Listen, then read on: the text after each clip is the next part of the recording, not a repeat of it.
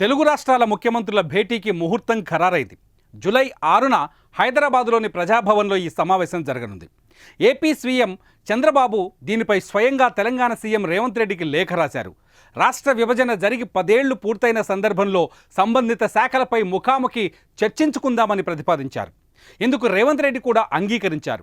రెండు తెలుగు రాష్ట్రాల మధ్య అపరిష్కృతంగా ఉన్న సమస్యల పరిష్కారం కోసం అధికారికంగా ఈ సమావేశాన్ని నిర్వహిస్తున్నారు. ఈ సమావేశానికి ముఖ్యమంత్రులతో పాటు రెండు రాష్ట్రాల నుంచి 2 చొప్పున సీనియర్ మంత్రులు, సంబంధిత అంశాలకు సంబంధించిన సీనియర్ అధికారులు కూడా హాజరవుతారు. ఉమ్మడి రాష్ట్ర విభజన సమయంలో కేంద్ర ప్రభుత్వం తీసుకువచ్చిన విభజన చట్టంలో పేర్కొన్న కొన్ని అంశాలు రెండు రాష్ట్రాల మధ్య ఇంకా అపరిష్కృతంగా ఉండిపోయాయి. ఉమ్మడి సంస్థల మధ్య ఆస్తుల విభజన కూడా పూర్తి కాలేదు. ఈ భేటీకి ముందు చంద్రబాబు 2 రోజుల పాటు ఢిల్లీలో పర్యటించనున్నారు. ఆ సమయంలో రెండు స్టేట్స్ మధ్య పరిష్కారం కాని సమస్యల గురించి కేంద్ర ప్రభుత్వం దృష్టికి కూడా తీసుకురానున్నారు.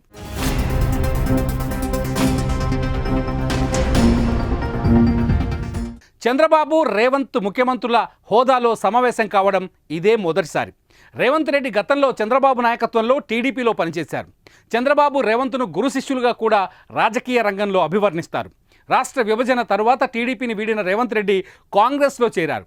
ఆ పార్టీ నుంచి తెలంగాణ ముఖ్యమంత్రి అయ్యారు. ఇద్దరికీ సయోధ్య ఉంది కనుక రెండు రాష్ట్రాల మధ్యలో ఉన్న సమస్యలను పరిష్కరించేందుకు చక్కని వాతావరణం ఏర్పడుతుందనే అభిప్రాయం సర్వత్రా వ్యక్తమవుతోంది.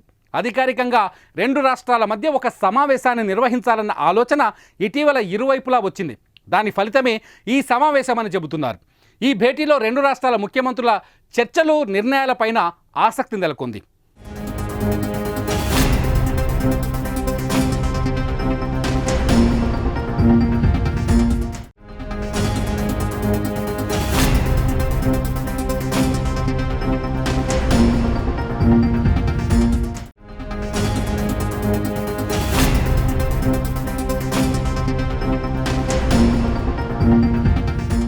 చంద్రబాబు, రేవంత్ల భేటీపై ప్రతిపక్ష నేతలు విమర్శలు ఎక్కుపెట్టారు. తెలంగాణ రాష్ట్రం ఏర్పాటైన తొలి రోజుల్లోనే 7 మండలాలను లోయర్ సీలేరు పవర్ ప్రాజెక్టును అన్యాయంగా ఏపీలో కలిపారు.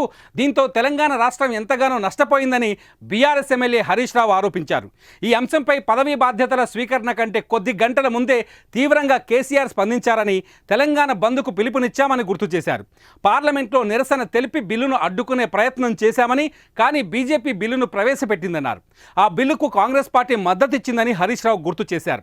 చంద్రబాబు మీద ఒత్తిడి తెచ్చి 7 మండలాలు లోయర్ సీలేరు పవర్ ప్రాజెక్టును తెలంగాణకు వచ్చేలా కృషి చేయాలని హరీష్ కోరారు. 7 మండలాలు వచ్చిన తర్వాతనే విభజన సమస్యలపైన ముందుకు పోవాలన్నారు.